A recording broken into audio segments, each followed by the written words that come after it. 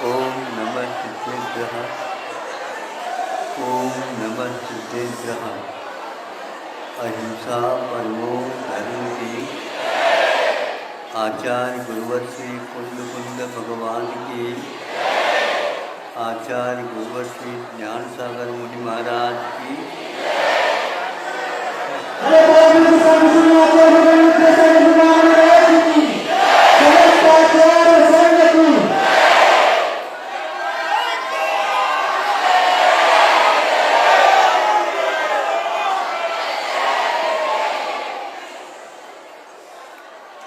यहाँ इस गांव की गलियाँ बहुत सक्रिय है, इसलिए आप लोग महाराजों के लिए आने जाने के पेशा से स्थान छोड़ करके ही और अपने आप को व्यवस्थित करके ही चले, नहीं तो एक हाथ में एक हाथ पकड़ करके चलने लग जाओगे, यहाँ पर चक्का जाम हो जाएगा। इसलिए शांति के साथ आप लोग सब दर्शन करेंगे, एक पंक्तिबद्ध खड़े हो करके, तो इससे सब लोग लाभान्वित होंगे, क्योंकि उस समय सब लोग प्राय करके भूल जाते हैं हम कहाँ आए। उनको और कुछ नहीं दिखता, एक ही दिखता है। क्या दिखता पता है? तो ऐसी स्थिति में क्या करेंगे बताओ? सभी छोटे बच्चे रहते हैं, महिलाएं रहती हैं, वृद्ध भी रहते हैं। वो यदि मान लो थोड़े बहुत धक्का लग गया, गिर जाएंगे तो हड्डी टूट गई तो आपको ही लगेगा, उसका क्या मिलेगा? हाँ, इसलिए अज्ञान से बचना चाहिए, भावुकता में नहीं आना चाहिए, उतावली नहीं करना चाहिए। ये सारे गुण धर्मात्मा के पास रहते हैं और रहना चाहिए। आजकल की शिक्षा में ये कुछ पढ़ाते नहीं, बताते नहीं, इसलिए आप लोग भी क्या करेंगे, इसलिए हमें कहना पड़ता है। अब देखो, ऐसे ही वातावरण था, एक अतिथि रूप में थे और एक के यहाँ वह चले जा रहे हैं, मेहमान जिसको बोलते हैं।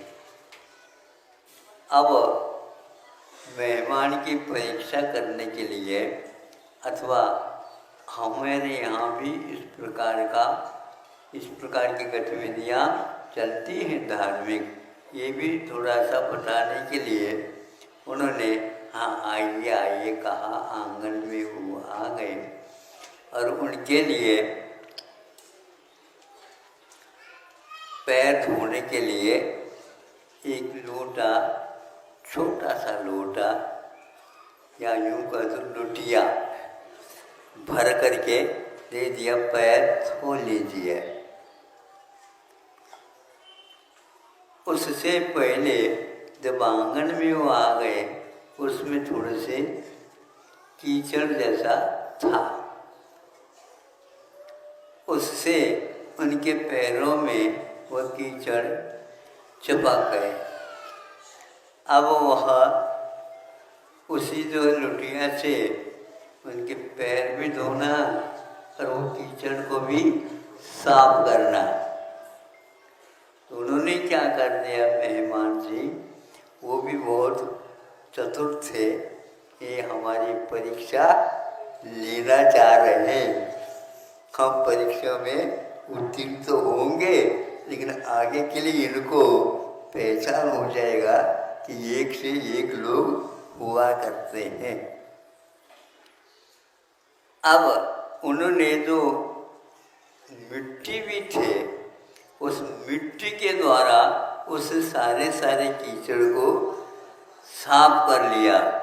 हाथ में भी कियो कोई कीचड़ नहीं आया और कीचड़ पूरा साफ हो गया।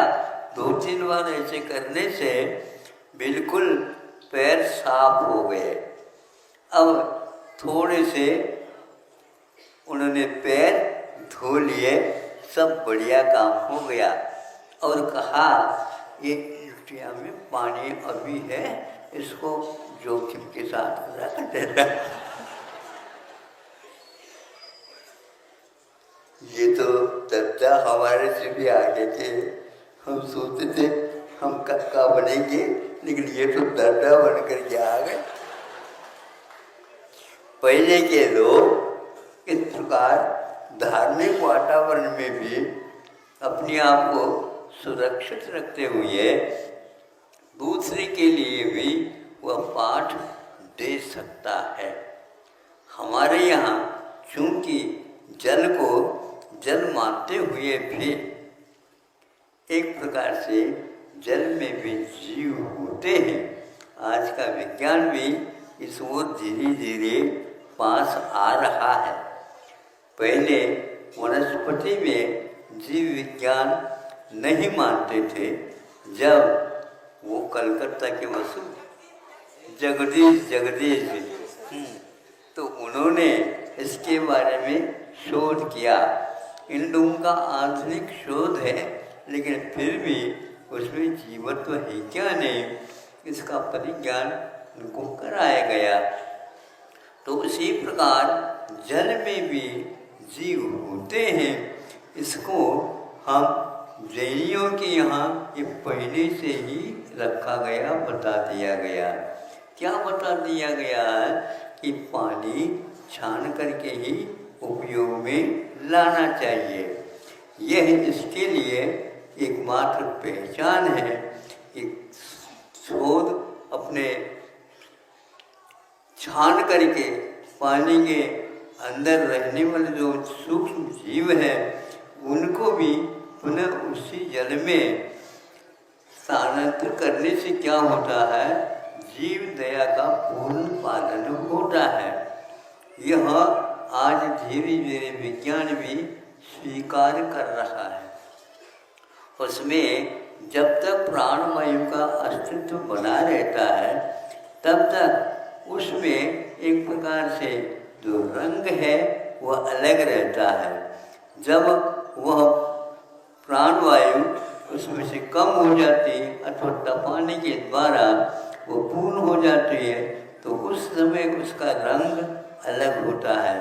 इसलिए कहा गया है कि वह एक 2 बार यदि मान लो आप तपाते हैं, कई लोग कहते हैं महाराज तो ठंडा हो गया, पूर्ण रूप में आ गया, अब उसको क्या करेंगे हम, तो उसको पुनः मान लो करते हैं। पुनः करने के उपरांत वह जल एक प्रकार से और दुपको हो जाता है। और दुपको होने से एक प्रकार से शरीर के स्वास्थ्य के लिए वह हानिकारक होता है। तो इसलिए बासा पानी का उपयोग नहीं करते और 2 बार उसको पकाने से उसका महत्व कम हो जाता है। जैसे एक बार घी को आपने कोई तलने की योग्य चीज़ है तल लिया, भुजिया पूड़ी वगैरह निकाल लिया, फिर भी घी बच गया तो वह सास क्या कहती है घर में, बेटा थोड़ा सा लिया करो घी, समझे? हाँ, अभी भी इसको 10 दिन और ले जाना है।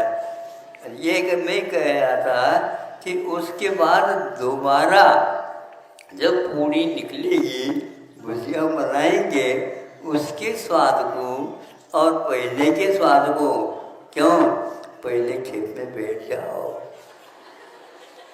दूसरे खेत में बैठोगे तो वो पूड़ियों का आनंद नहीं आएगा। तो ये क्या कह रहा है, ये कह रहा है कि छानने की अपेक्षा से तो उसका जीवन तो बना रहता है, किंतु एक बार उसको गर्म कर दिया, बार बार गर्म करने से वो गड़बड़ होता है। अब देखो सुबह की रोटी को शाम को आप ठंडी हो गई, अब क्या करें, बघार को, बघार समझते हो?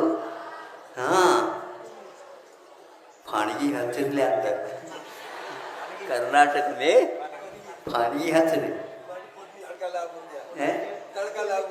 कणका कणका फोडणी म्हणतात त्याला.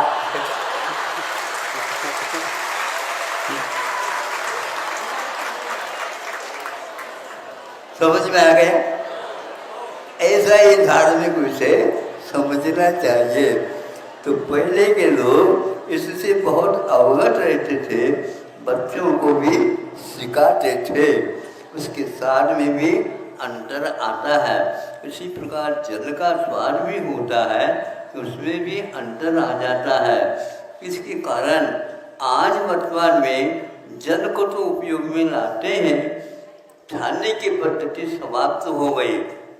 दूसरा, उसको गर्म करने की जो पद्धति रहती थी वह विषाक्त न हो, ज़्यादा उसको तपाने से और उबालने से, बार बार उबालने से उसमें जो सत्व है, जो हानिकारक तत्व उसमें आ जाते हैं और वह प्राण को जो स्फूर्ति देने वाले तत्व हैं वो नष्ट हो जाते हैं. इसलिए उस प्रकार के जल को अपने यहाँ निषिद्ध कहा है. दूसरे के काम में आप ले सकते हैं, किंतु उसका पुनः पुनः यदि करते हैं तो ठीक नहीं.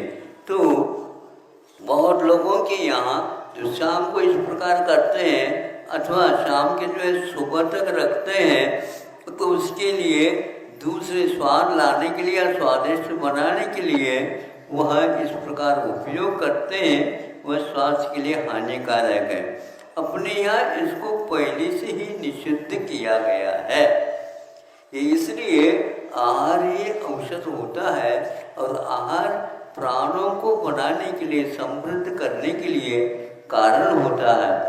प्राणों के रूप में परिणत होने की क्षमता अन्न के पास, भोजन के पास रहती है, लेकिन उसमें जो सत्व है वो यदि चला जाता है अग्नि इत्यादि के माध्यम से तो वह गड़बड़ होता है. अब देखो, एक उदाहरण देता हूँ. एक चूर्ण होता है और एक फाके होता है. एक आटा के रूप में पिष्टी होती है और एक जो है चूर्ण होता है. तो ये दोनों एक प्रकार से भिन्न भिन्न संस्कारों को लेकर के औषध के निर्माण के क्षेत्र में काम में आते हैं. दूसरा तीसरा कौन सा आता है? काढ़ा. काढ़ा मानते त्याला. काढ़ा का अर्थ क्या होता है? वह एक प्रकार से पानी में बनता है और उबाल देते हैं तो है वो काढ़ा हो जाता है. किसी को खांसी हो जाए, इत्यादि हो जाए, तो अब पानी का स्वरूप बदलता जा रहा है.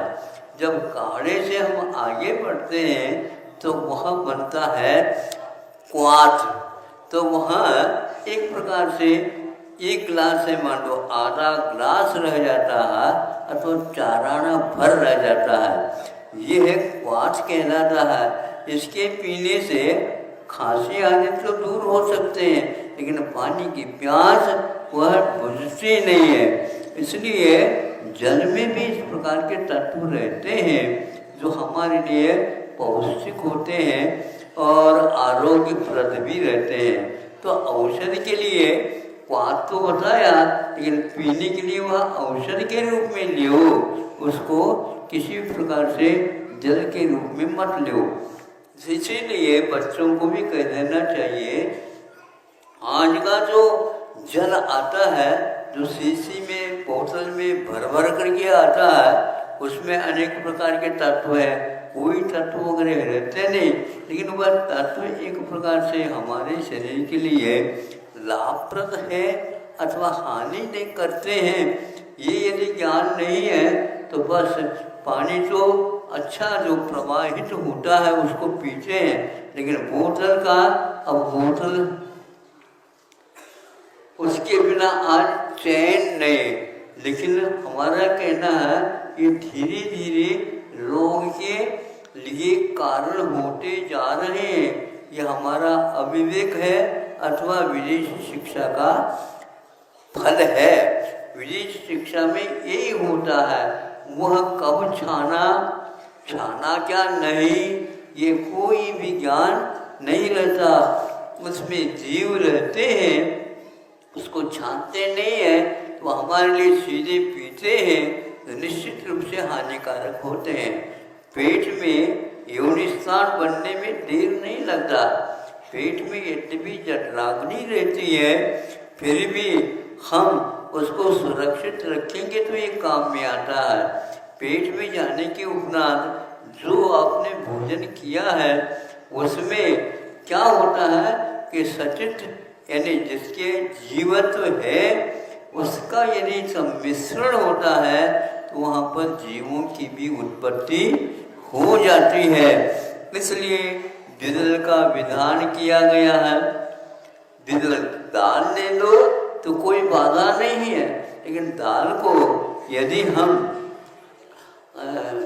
मठा है या दही है इसके साथ लेते हैं तो भीतर जा कर के वह जीवों की उत्पत्ति में कारण हो जाता है। अपने यहाँ घी तो अभक्ष नहीं कहा, लेकिन मक्खन को नवनीत को अभक्ष क्यों कहा? क्योंकि उसमें अंतर्मुहूर्त के उपरांत निश्चित रूप से लठ जो द्विंद्रिय आदि जीव हैं उनकी उत्पत्ति हो जाती है। उसको चीज़ें हम ले लेंगे तो जीव सहित होने से रोग होने की संभावना रहती है। संभावना के पक्षी बात है वो हो ही जाते हैं। उसको दूर करने के लिए अपने पास कोई औषध नहीं है, अपने पास और कोई रास्ता नहीं है। इसलिए आप लोग जीव विज्ञान के बारे में भी थोड़ी जानकारी लिया करो। केवल दवाई लेने से कुछ नहीं होता, किंतु उससे क्या हो रहा, क्या हानि हो रही है, क्या लाभ मिल रहा है, ये ज्ञान सामान्य विज्ञान में हमें दिया जाता था। आज तो आप लोग विशेष विज्ञान को धारण करते हैं, इसलिए आज ये बताया नहीं जाता है। इतना ही पर्याप्त समझता हूँ। उस मेहमान की यह चतुरता थी, कुशलता थी, विवेक था। उन्होंने पानी बचा करके उनको बता दिया हमारे यहाँ आपसे भी बहुत लंबी चौड़ी क्रियाएं गतिविधियाँ होती हैं और हम अपने बच्चों को हमेशा हमेशा इसका लाभ दिलाते रहते हैं। वह प्रद्युम्न चरित्र में हमने सुना था या पढ़ा था, बहुत दिन की पहले की बात है, किंतु आप लोग उसको आज पढ़ते ही नहीं है। उपन्यास की आज हवा चल रही है।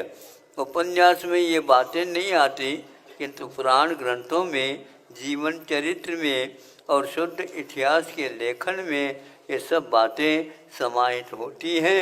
इसलिए जीव विज्ञान के बारे में जल को भी हमें छान करके पी लेना चाहिए। ये एक थोड़ा छोटा सा वक्तव्य आपके सामने रखा गया। अहिंसा परमो धर्म की।